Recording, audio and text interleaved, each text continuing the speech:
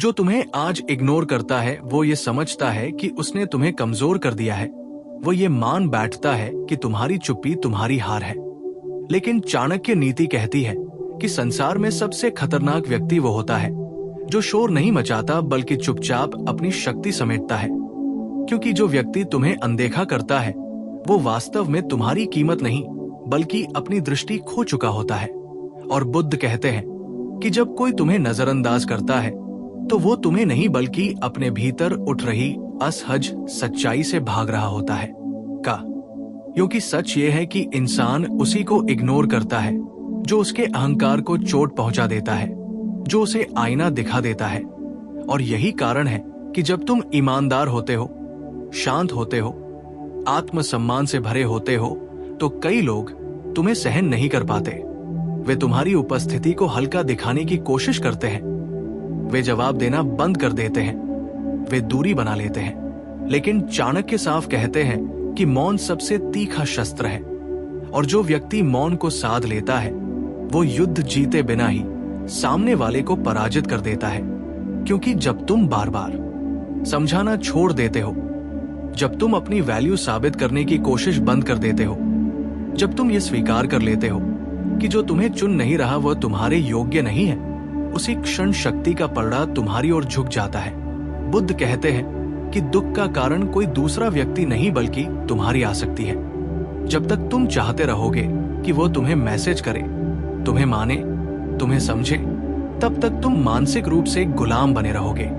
लेकिन जिस दिन तुम भीतर से मुक्त हो जाते हो, जिस दिन तुम ये तय कर लेते हो कि तुम्हारी शांति किसी और की प्रतिक्रिया पर निर्भर नहीं है, उसी दिन सामने वाला बेचैन होना शुरू करता है। क्योंकि चाणक्य नीति का एक अघोषित नियम है कि जिस व्यक्ति को तुम्हारी जरूरत नहीं रहती वही व्यक्ति तुम्हारी अनुपस्थिति से सबसे अधिक विचलित होता है।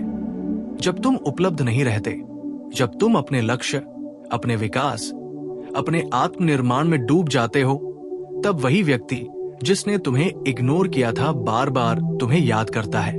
वो तुम्हारी खामोशी में अर्थ ढूंढता है। वो सोचता है कि जो इंसान कभी मेरे इर्द गिर्द घूमता था वो अचानक इतना दूर कैसे चला गया। और यहीं से उसका तड़पना शुरू होता है। क्योंकि बुद्ध कहते हैं कि कर्म बदला नहीं लेता बल्कि न्याय करता है। और कर्म का न्याय सबसे शांत और सबसे कठोर होता है। तुम्हें किसी को सबक सिखाने की जरूरत नहीं होती, तुम्हें कोई चाल चलने की जरूरत नहीं होती, तुम्हें बस अपने स्तर पर खड़ा रहना होता है। क्योंकि जो तुम्हें इग्नोर करता है वो एक दिन तुम्हारी अनुपस्थिति में खुद को इग्नोर होता हुआ पाता है। वो तब महसूस करता है कि उसने उस व्यक्ति को खो दिया जो बिना शोर किए उसके साथ खड़ा था, जो बिना शर्त उसकी इज्जत करता था। और चाणक्य कहते हैं कि जब किसी को तुम्हारी आदत हो जाए और तुम अचानक उसकी पहुंच से बाहर हो जाओ तो वही व्यक्ति सबसे अधिक अस्थिर होता है। यही कारण है कि तुम्हारी सबसे बड़ी जीत उसका लौट आना नहीं है बल्कि वो स्थिति है जब उसके लौट आने से भी तुम्हें कोई फर्क न पड़े। क्योंकि बुद्ध के अनुसार वास्तविक मुक्ति तब है जब कोई व्यक्ति तुम्हारे जीवन में हो या न हो, दोनों स्थितियों में तुम्हारा मन समान रहे। और यही वो बिंदु है जहां खेल पूरी तरह पलट जाता है। क्योंकि जब तुम आगे बढ़ जाते हो, जब तुम खुद को प्राथमिकता देने लगते हो, जब तुम अपनी सीमाएं तय कर लेते हो, तब वही व्यक्ति जो कभी तुम्हें इग्नोर करता था तुम्हारी ओर देखने को मजबूर हो जाता है। लेकिन तब तक देर हो चुकी होती है। क्योंकि चाणक्य नीति कहती है कि समय पर न पहचानी गई मूल्यवान वस्तु एक दिन पछतावे का कारण बनती है। और बुद्ध कहते हैं कि पछतावा वही करता है जिसने जागते हुए भी सही क्षण में चेतना का प्रयोग नहीं किया। इसलिए याद रखो, जो तुम्हें आज अनदेखा कर रहा है वो तुम्हें नहीं बल्कि अपने भविष्य के दुख को आमंत्रित कर रहा है। और तुम्हारा काम उसे सबक सिखाना नहीं बल्कि स्वयं को उस स्तर तक ले जाना है जहां किसी का इग्नोर करना तुम्हारे आत्मसम्मान को छू भी न सके। क्योंकि उसी दिन से उसकी तड़प शुरू होती है और तुम्हारी शांति स्थायी हो जाती है। और जब वो व्यक्ति धीरे धीरे ये महसूस करने लगता है कि तुम्हारी जिंदगी अब उसके इर्द गिर्द नहीं घूमती, जब वो देखता है कि तुम बिना शिकायत, बिना आरोप, बिना कोई संदेश भेजे आगे बढ़ चुके हो, तब उसके भीतर एक अजीब सा खालीपन पैदा होता है, क्योंकि चाणक्य कहते हैं कि मनुष्य उसी वस्तु को सबसे अधिक याद करता है जिसे उसने स्वयं खोया हो, न कि जिसे उससे छीना गया हो। और बुद्ध कहते हैं कि जब किसी के अहंकार को ये एहसास हो जाता है कि वो अब किसी के मन का केंद्र नहीं रहा, तब उसका दुख शुरू होता है। तब वो पुराने मैसेज पढ़ता है, पुरानी बातों को दोहराता है। तब उसे समझ आता है कि उसने जिसे हल्के में लिया था वो वास्तव में उसकी ताकत था। लेकिन तब तक बहुत देर हो चुकी होती है, क्योंकि जो व्यक्ति आत्मसम्मान के साथ आगे बढ़ जाता है वो पीछे मुड़कर नहीं देखता। और यही वो क्षण होता है जहां सामने वाला भीतर ही भीतर टूटता है, क्योंकि अब वह तुम्हें इग्नोर नहीं कर सकता, बल्कि तुम्हारी अनुपस्थिति को झेलने पर मजबूर होता है। चाणक्य नीति कहती है कि उपेक्षा तब तक सहनीय होती है जब तक सामने वाला उपलब्ध हो, लेकिन जब वही व्यक्ति दूर चला जाए तो वही उपेक्षा बोझ बन जाती है। और बुद्ध कहते हैं कि जो व्यक्ति किसी के प्रेम, सम्मान या मौन की कद्र नहीं करता, वो अंत में उसी शून्य में गिरता है जिसे उसने दूसरे के लिए बनाया था। इसलिए जब वो अचानक तुम्हें देखता है कि तुम शांत हो, स्थिर हो, अपने काम में लगे हो, अपनी ऊर्जा अपने निर्माण में लगा चुके हो, तब उसके भीतर सवाल उठता है कि ये वही इंसान है जिसे मैं कभी नजरअंदाज करता था। और यही सवाल धीरे धीरे उसे भीतर से खाता है, क्योंकि अब तुम उसे जवाब नहीं देते, सफाई नहीं देते, शिकायत नहीं करते। और यही चुप भी उसे सबसे ज्यादा परेशान करती है, क्योंकि बुद्ध कहते हैं कि मौन तब सबसे शक्तिशाली हो जाता है जब उसमें कोई अपेक्षा शेष न रहे। और चाणक्य कहते हैं कि जिसने अपेक्षा त्याग दी उसने युद्ध जीत लिया। इसलिए जो तुम्हें कभी इग्नोर करता था वो अब हर उस क्षण को याद करता है जहां उसने तुम्हें हल्का समझा, लेकिन अब वो कुछ कर नहीं सकता, क्योंकि आत्मसम्मान के साथ निकला हुआ व्यक्ति वापस समझौते के लिए नहीं लौटता। और यही कारण है कि उसकी तड़प शोर में नहीं बल्कि खामोशी में दिखाई देती है। वो बाहर से सामान्य दिखता है, लेकिन भीतर से बेचैन रहता है, क्योंकि अब उसे ये एहसास हो चुका होता है कि उसने किसी को खोया नहीं बल्कि स्वयं को गिरते हुए देखा है। और यही कर्म का सबसे कठोर न्याय है, क्योंकि बुद्ध कहते हैं कि जब व्यक्ति को अपने ही कर्मों का फल मिलना शुरू होता है तब कोई उसे बचा नहीं सकता। और चाणक्य कहते हैं कि जिसने समय रहते मूल्य नहीं पहचाना उसे भविष्य में केवल पश्चाताप ही मिलता है। इसलिए तुम्हारा कर्तव्य उसे सबक सिखाना नहीं, बल्कि उस स्तर तक उठना है जहां उसकी तड़प तुम्हारी शांति को छू भी न सके, क्योंकि उसी दिन से तुम विजेता हो और वही हार चुका होता है।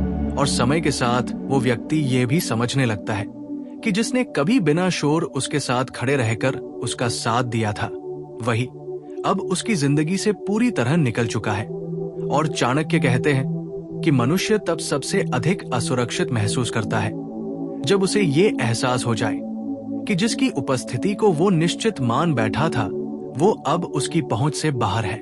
और बुद्ध कहते हैं कि जब किसी का अहंकार ये स्वीकार नहीं कर पाता कि वो अब किसी के जीवन का केंद्र नहीं रहा, तब भीतर एक गहरी पीड़ा जन्म लेती है।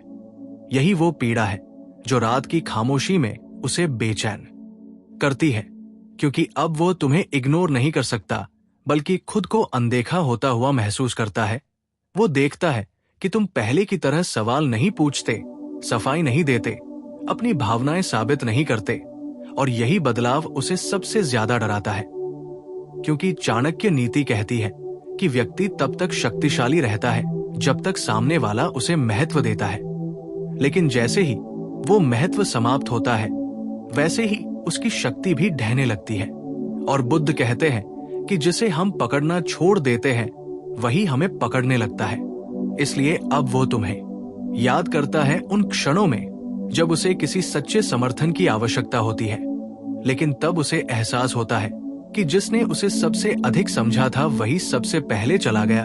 और यही समझ उसे भीतर से तोड़ती है, क्योंकि अब वह तुम्हारी शांति को देखता है और अपनी अशांति से तुलना करता है।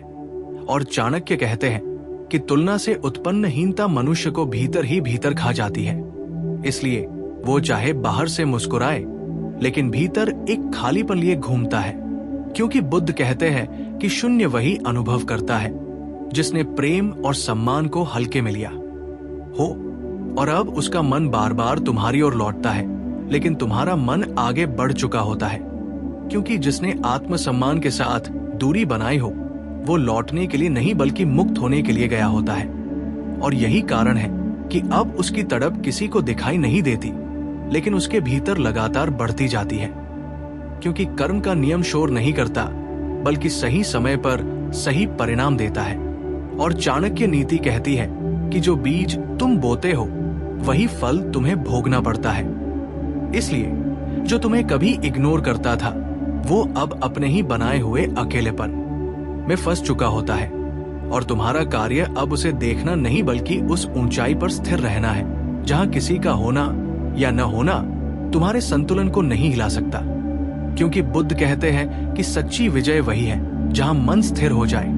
और चाणक्य कहते हैं कि वही व्यक्ति वास्तव में शक्तिशाली है जिसे खोने का भय नहीं रहता।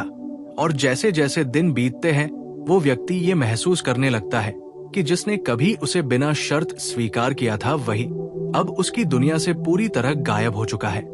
और चाणक्य कहते हैं कि मनुष्य को सबसे गहरी चोट तब लगती है जब वो समझता है कि जिसे वो हल्का समझ रहा था वही उसकी स्थिरता की जड़ था। और बुद्ध कहते हैं कि जब अहंकार टूटता है तो मन शोर नहीं करता, बल्कि भीतर ही भीतर जलता है। इसलिए अब वो तुम्हारी हर उस बात को याद करता है जिसे उसने अनसुना किया था, हर उस पल को दोहराता है जहां उसने तुम्हारी उपस्थिति को सामान या मान लिया था। क्योंकि अब उसे ये साफ दिखने लगता है कि तुम उसके बिना भी शांत हो, संतुलित हो, आगे बढ़ रहे हो। और यही दृश्य उसे सबसे अधिक बेचैन करता है।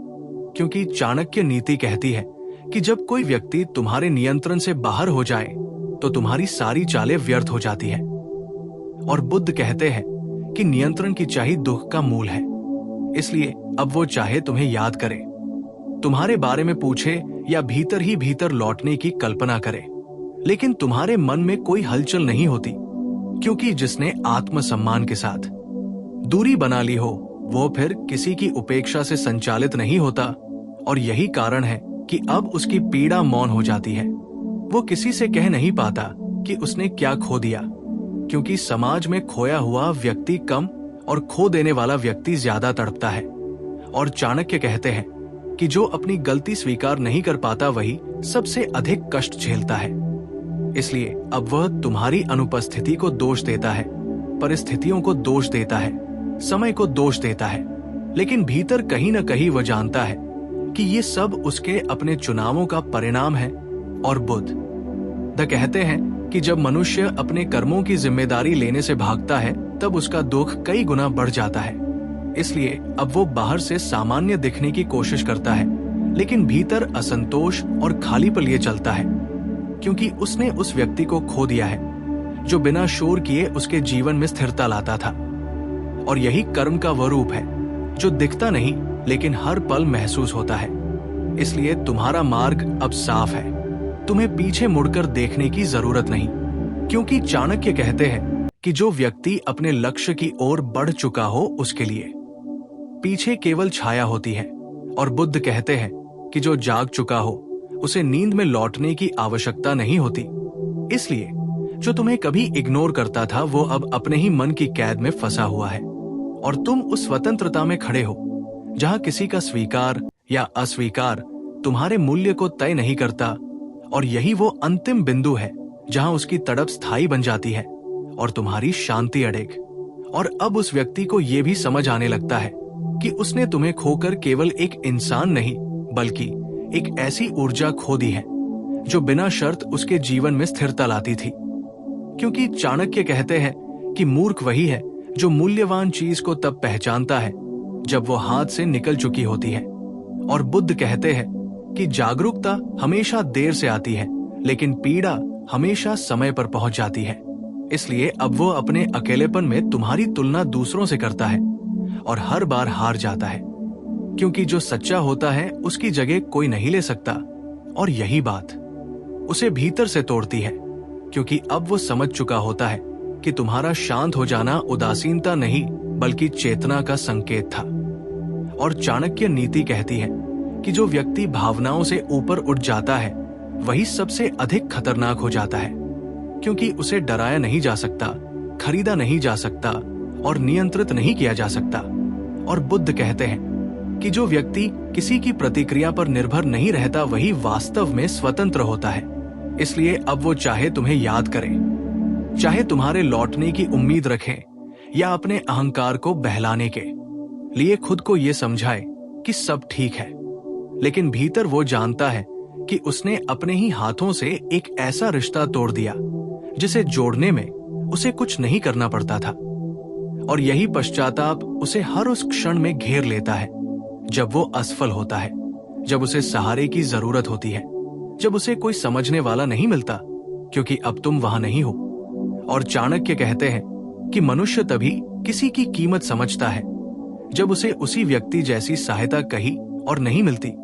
और बुद्ध कहते हैं कि खालीपन तब सबसे गहरा होता है जब मन को पता हो कि ये शून्य स्वयं के निर्णयों से बना है। इसलिए अब उसकी तड़प किसी एक दिन की नहीं बल्कि धीरे धीरे फैलने वाली पीड़ा बन जाती है, क्योंकि समय बीतने के साथ उसे ये और स्पष्ट दिखने लगता है कि तुमने उसे छोड़कर कुछ खोया नहीं बल्कि खुद को पाया है। और यही सच्चाई उसे सबसे अधिक जलाती है, क्योंकि वो वही खड़ा रह गया जहां अहंकार था और तुम वहां पहुंच चुके हो जहां आत्मसम्मान है। और चाणक्य नीति कहती है कि जो व्यक्ति आत्मसम्मान को चुन लेता है उसे फिर किसी की स्वीकृति की आवश्यकता नहीं रहती। और बुद्ध कहते हैं कि जिसे स्वयं से मिलना आ जाए उसे किसी के लौट आने की प्रतीक्षा नहीं रहती। इसलिए अब खेल पूरी तरह समाप्त हो चुका है, क्योंकि जो तुम्हें इग्नोर करता था वो अब अपने ही मन से भाग नहीं पा रहा और तुम उस शांति में स्थिर हो जहां किसी का इग्नोर करना भी तुम्हें छू नहीं सकता। और यही वो बिंदु है जहां उसकी पीड़ा मौन बन जाती है और तुम्हारी चेतना स्थायी शक्ति में बदल जाती है।